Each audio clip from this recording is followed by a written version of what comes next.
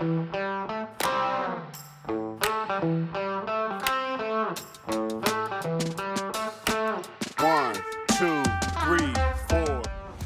I'm John Ford for Caravan World, and we're up at Mount Panorama in Bathurst for the launch of the new Kia Tasman.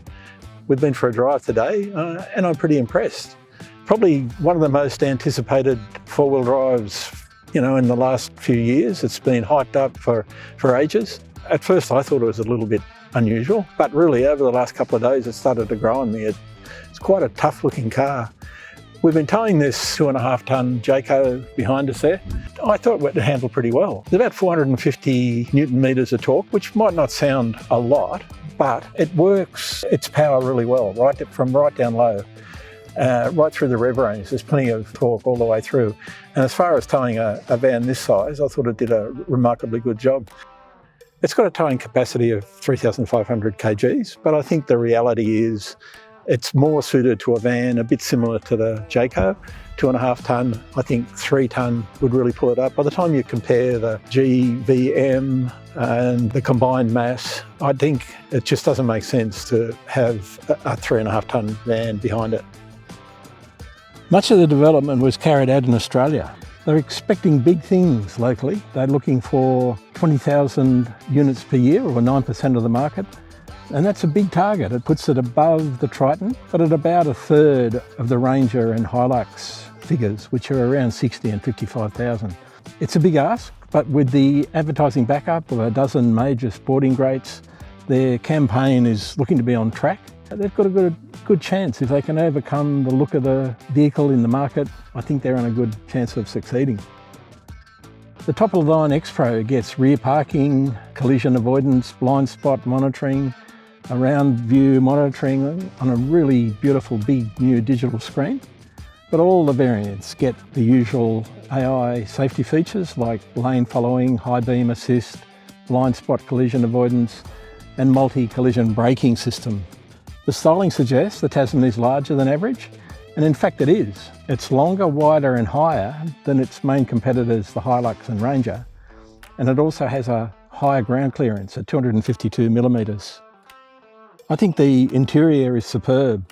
Well-contoured, hip-hugging seats with driver position memory on the X-Pro. The rear seats are roomy and have a reclining position, which makes a big difference to the comfort when I was sitting in the back. And they're said to be the roomiest in class. The twin 12-inch display is clear and intuitive, and the cabin design is modern and much more appealing than the outside. I think take the family blindfolded, get them inside, and I think you'll be on a winner. Off-road features include an 800mm wading depth, X-Track terrain or crawl mode for steep four-wheel drive climbs and descents, and the suspension was designed for Australian conditions with specially designed shock absorbers, but the usual leaf spring rear end and independent front suspension. So we're out on a test track out west of Bathurst. It's a pretty gnarly bit of forestry road. So what we're going to do is put it into X-Track, which is the crawl control. Comes up on the dash. I really like the dash, the big wide layout. All the controls are really easy to operate. I like the fact that it's not touchscreen things for your volume control on your radio, for example, your temperature and your air conditioner. They're all easy to hand. A lot of really good stuff on the steering wheel. Terrain mode, drive. Gear stick's a little bit unusual. A little switch over to the right here next to the start for your drive and reverse, but pretty easy to get used to. We're in X-Track mode and I've got my foot off the accelerator. I've just got it on a slow crawl and it's just heading up the hill in an amazing demonstration of how successful that X-Track really is. You've got the selector down here to operate the speed, but you can override it. Hit the accelerator and you can override it. But we're going to come up to this little section of pretty gnarly hill and we'll let the X-Track work. Engine doesn't seem to be working very hard at all. It's quite amazing. It's got 440 Newton meters, which on paper doesn't seem very much in comparison to some vehicles on the road today, but it makes its power from right down low. Like at the moment we're doing 1300 revs and it's just handling the hill perfectly well. It's quite amazing how intuitive it is crawling over this rough ground. The traction's quite impressive, I've got to say.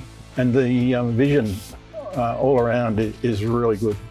That's quite a steep hill, so amazing engine braking, no need to put your foot on the brake at all. It's quiet, the engine doesn't sound like a diesel. It's got a really good soundproofing in the cabin. I'm really impressed with it, even when you're driving along at highway speed. Virtually no wind noise at all, and the engine sounds quite pleasant. It sounds like a really smooth engine. There's no harshness, none of that feeling of a rough diesel motor.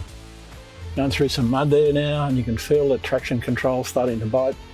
Just taking it easy. Suspension feels really good. That's pretty rough ground there.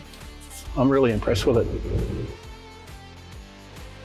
I found the control for the X-Track a little bit unusual. It's in the central console to your left. Push it forward to go faster, pull it back to go slower. But unfortunately, if you push it down, it turns the X-Track off. And I found that a little bit disconcerting, but I guess it's something that you're going to get used to. Like many of the new motors in different models, the 2.2 litre turbo diesel, it's relatively small, but it's designed to meet the stringent emission controls that we've got now, and it features a water-cooled intercooler.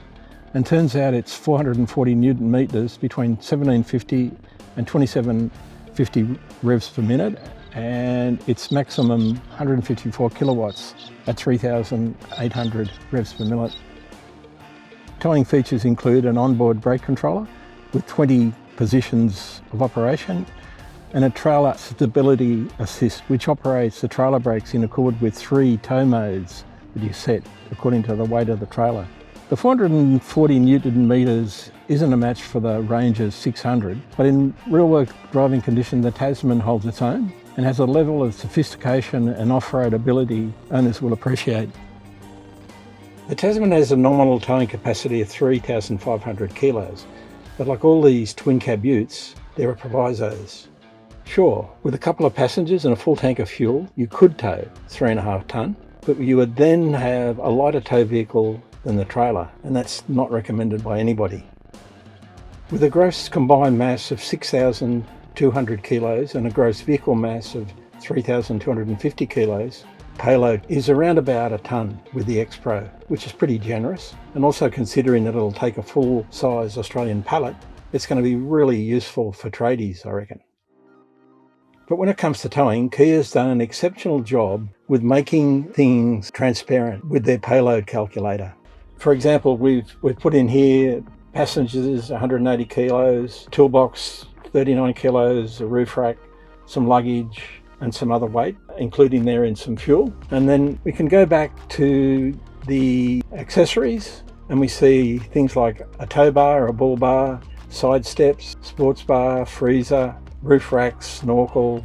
You can add in a winch if you like, you can add in some drawers, and you start to add up the payload that you've got. So you can see with that amount of weight in the car, you can determine how much you can actually tow. So for example, if we go up in scale with the trailer, we get to 2,900 kilos for the Caravan, total weight that the Kia can actually tow. And I think that's really clever. Pricing ranges across 5 variants from $45,000 for an S version, which is in the cab chassis, up to $74,990 for the high-spec X-Pro twin cab. Performance is adequate without being scintillating. You won't win a drag race at the traffic lights, but you will keep up with traffic. And the handling, it's sort of ute sporty without too much roll and with good suspension over most road conditions. Maybe a little bit harsh at low speeds. The tow mode adjusts for changing points and maximises torque for a better performance, better experience when you're driving. Only time will tell really whether the ugly duckling is going to take off. People, I think, will get used to the look and start to embrace the Kia for what it is.